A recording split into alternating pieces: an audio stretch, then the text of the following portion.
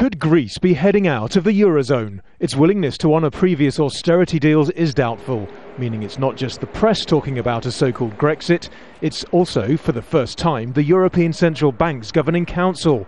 And as eurozone finance ministers met in Brussels, fellow members were warning Greece it could be heading for the door. European Union treaties have no provisions for countries exiting the single currency, so Greece would actually have to take an untested path, withdrawing from the EU or being kicked out.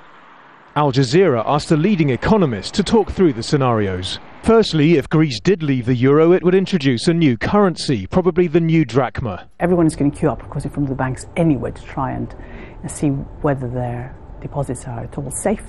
But in reality, unless the capital markets were controlled, we'll see a substantial fall in the value of the drachma, which really would mean that people's savings would be wiped out, banks would be bankrupt. The currency could devalue by more than 50%, hitting anyone with loans or mortgages in euros. What does it actually mean? It means that people's, if you like, liabilities, which may still be in euros in a number of areas, particularly sort of companies that have borrowed in euros and individuals who borrowed in euros and do various things from abroad, would find themselves having to pay an awful lot more. So the burden is going to be enormous. Greece would also have to act to stop money leaving the country. In the run-up to any exit from the euro, people will have guessed anyway what's going to happen. So there would either have been already a run on the banks, or they would have kept all their euros under the mattress. And in fact, a number of them will have been trying to take them physically out of the country. So you'd have to impose immediate capital controls. It may be too late.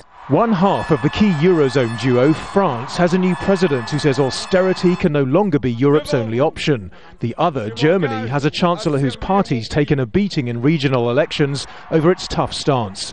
When the pair meet on Tuesday, the whole of Europe will be holding its breath. Nadim, Al Jazeera.